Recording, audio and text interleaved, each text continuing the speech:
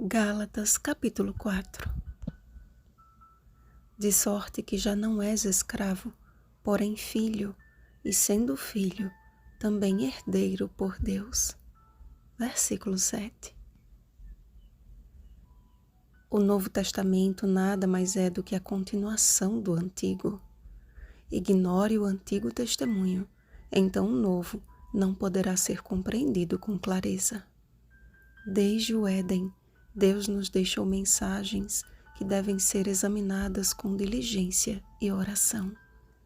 A fim de conservar o homem no caminho direito, o Senhor não poupou introduzir em sua palavra as consequências desastrosas da desobediência, mas também deu especial destaque àqueles que por sua fidelidade e integridade tornaram-se exemplos inquestionáveis de que bem-aventurado é o homem que teme ao Senhor e se compraz nos seus mandamentos.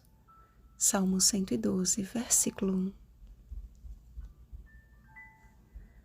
Ao chamar Abraão para dar início à descendência em que a promessa messiânica se cumpriria, o Senhor lhe prometeu um filho, o filho da promessa. Entretanto, a demora fez com que Abraão cedesse ao insistente pedido de Sara, gerando em Agar, a escrava egípcia, um filho que não correspondia à promessa de Deus. A impaciência gerou frustração e consequências desastrosas e inevitáveis. Mas foi através de Isaque que o Senhor confirmou a sua aliança e multiplicou seu povo. Israel tornou-se o povo que representava o Deus vivo na terra e, sob a lei, deveria ser testemunha ao mundo de que Deus certamente enviaria seu Filho unigênito para que todo que nele crê não pereça, mas tenha a vida eterna. João capítulo 3, versículo 16. No entanto, na plenitude do tempo, Deus enviou seu Filho, nascido de mulher, nascido sob a lei, como prometera, e a nação estava tão ocupada em observar dias e meses e tempos e anos que não reconheceram em Cristo o cumprimento da profecia.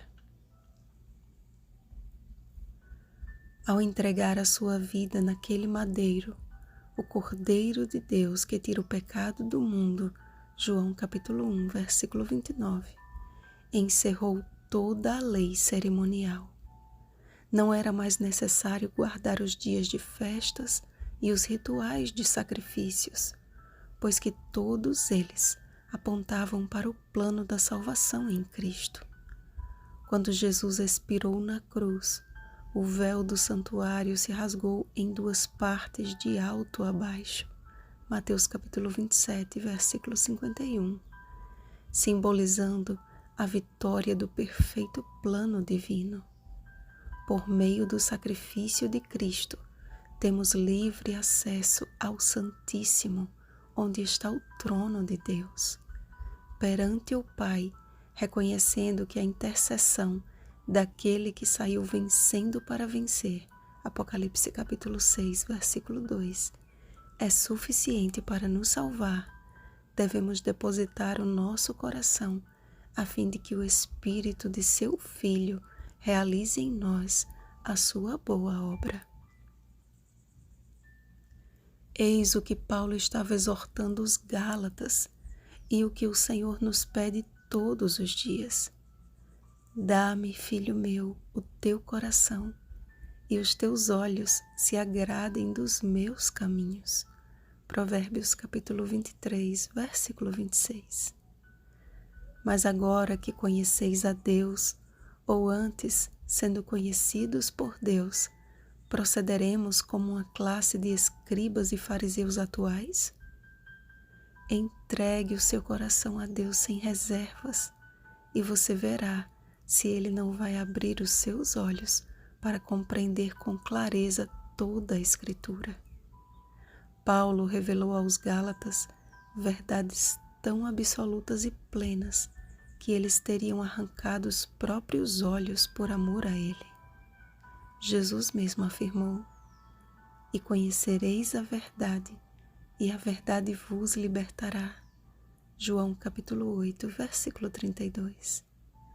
O pecado revelado na lei nos escraviza, mas a verdade revelada em Cristo nos liberta.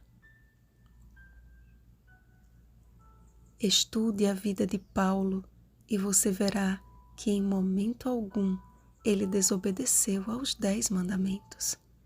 Mas também em nenhuma de suas palavras inspiradas você encontrará uma única citação que se refira à lei como um meio de salvação.